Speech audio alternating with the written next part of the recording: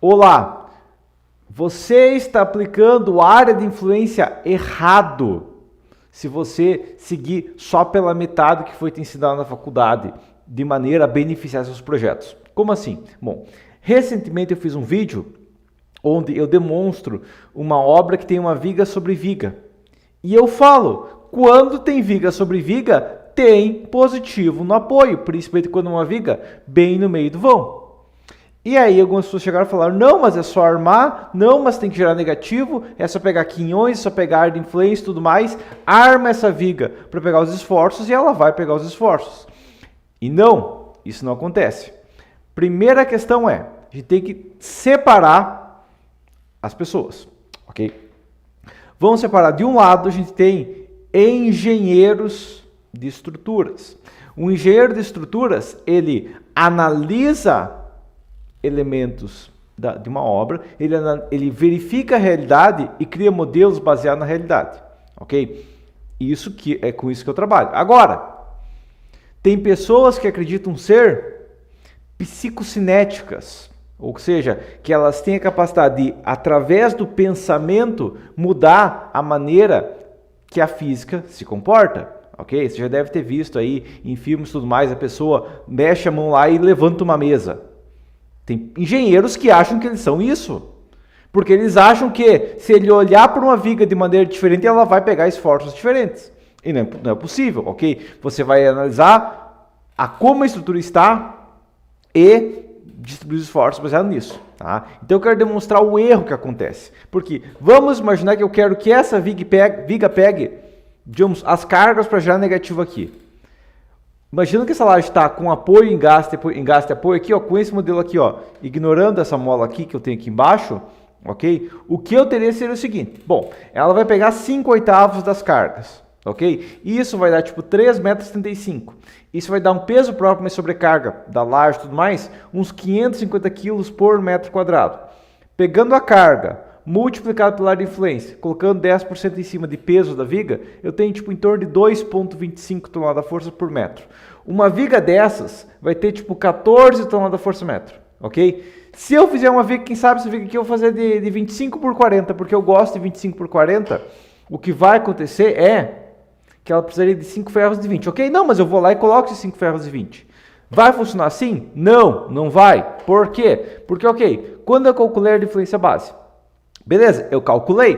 Quando eu calculei o peso próprio, eu calculei. Quando eu calculei a carga na viga, eu calculei. Quando eu calculei o momento, foi cálculo. Mas quando eu disse que a viga tinha 25 por 40, não foi cálculo, foi uma coisa tirada do ar.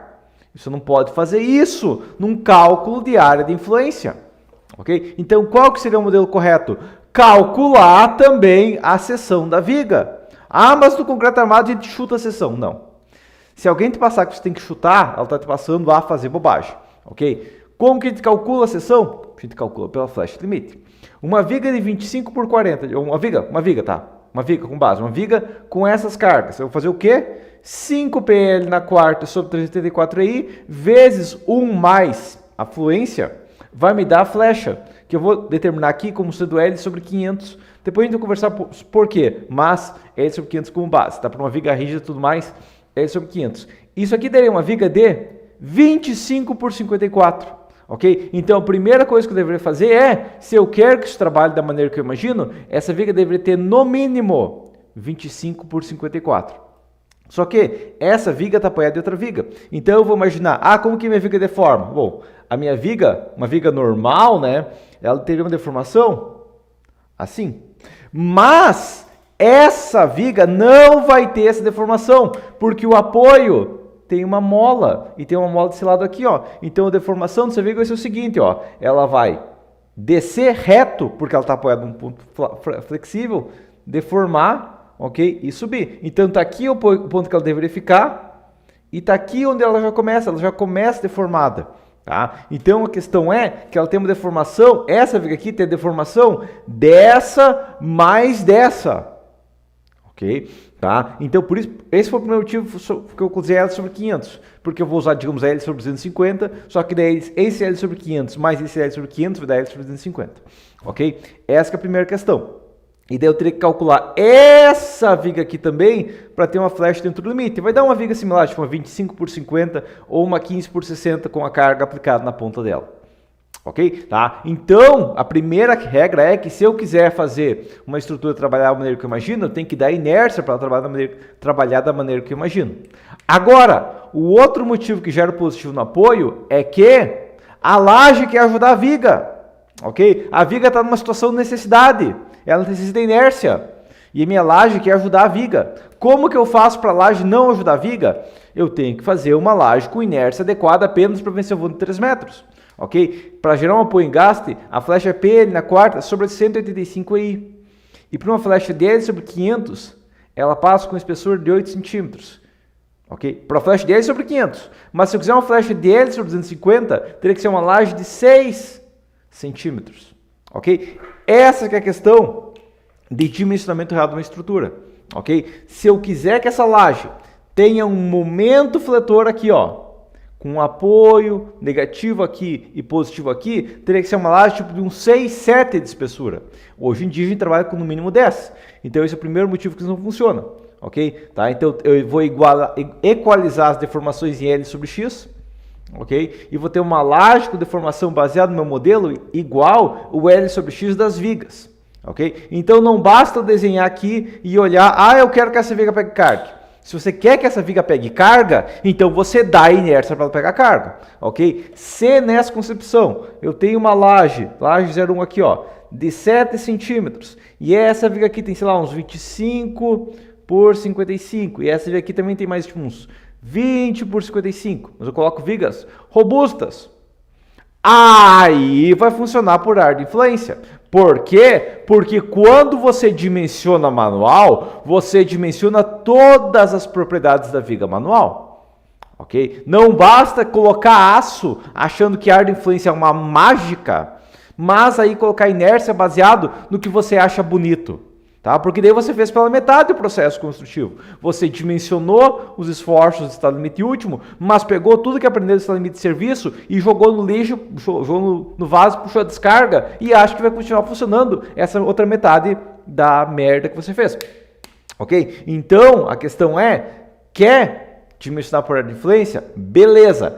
Tem que dimensionar uma laje com apenas a espessura necessária para que ela funcione da maneira que você imagina que ela funciona, ok? E tem que dimensionar as vigas com a seção necessária para que elas funcionem da maneira que você imagina que você quer que elas funcionem, ok? Porque aí você está apenas calculando a estrutura. Ó, em todos os momentos aqui, ó, tirando essa parte aqui que eu chutei 25 por 40, tudo isso aqui que eu fiz foi cálculo. Eu calculei o momento, eu calculei a inércia, eu calculei a seção, eu fiz contas e eu determinei as contas baseadas nas propriedades geométricas, propriedades da física que eu entendo.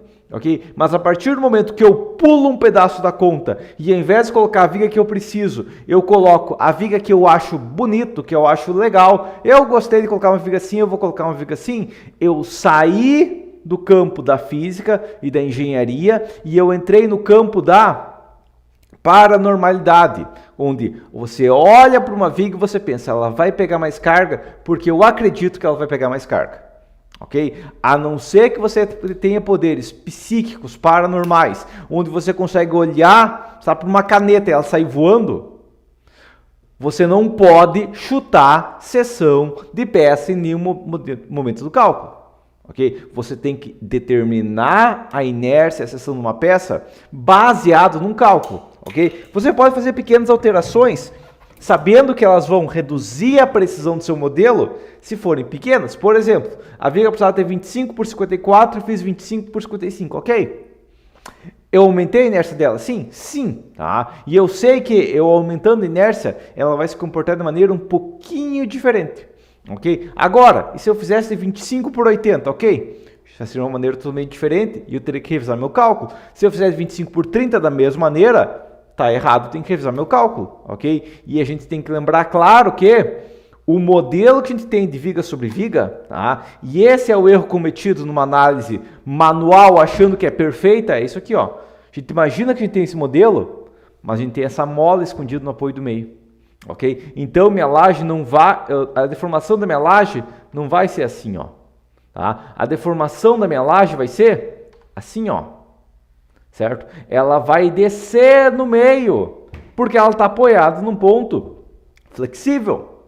Ok? Isso a gente aprende em hiperestática, só que, infelizmente, na faculdade a gente tem muito pouco foco em entender os conceitos de hiperestática e tudo mais, a gente só vai aprender essas regrazinhas simplificadas que funcionam se a gente calculasse tudo. Só que os engenheiros saem da faculdade calculando tudo pela metade, porque eles não entendem que tem que calcular tudo, tem que calcular tudo, tem que calcular tudo, e daí dessas bobagens de achar que vai conseguir eliminar positivo no apoio com a força do pensamento. Beleza? Então, você não tem poderes psicocinéticos, ok?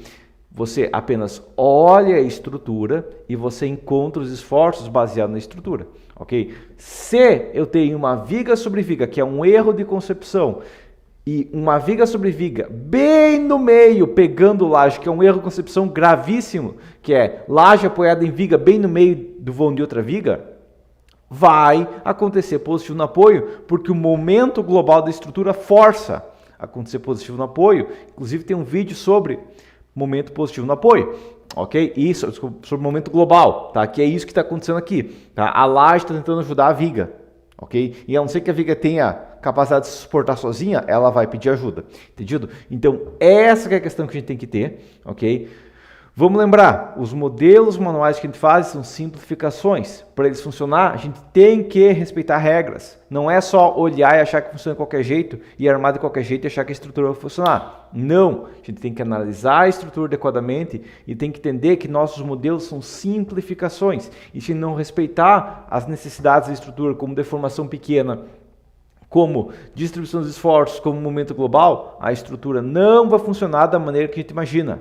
Beleza? Tá? Então lembra, você é engenheiro, você não é um psíquico, ok? Você não controla os elementos. Você descobre como ele funciona e faz ele trabalhar a seu favor, baseado nas propriedades dele. Você não imagina com a sua mente que ele vai funcionar de maneira diferente, porque a estrutura vai trabalhar da maneira que ela vai trabalhar e você não consegue mudar propriedades da física, ok? Então, por enquanto, seria isso e até a próxima.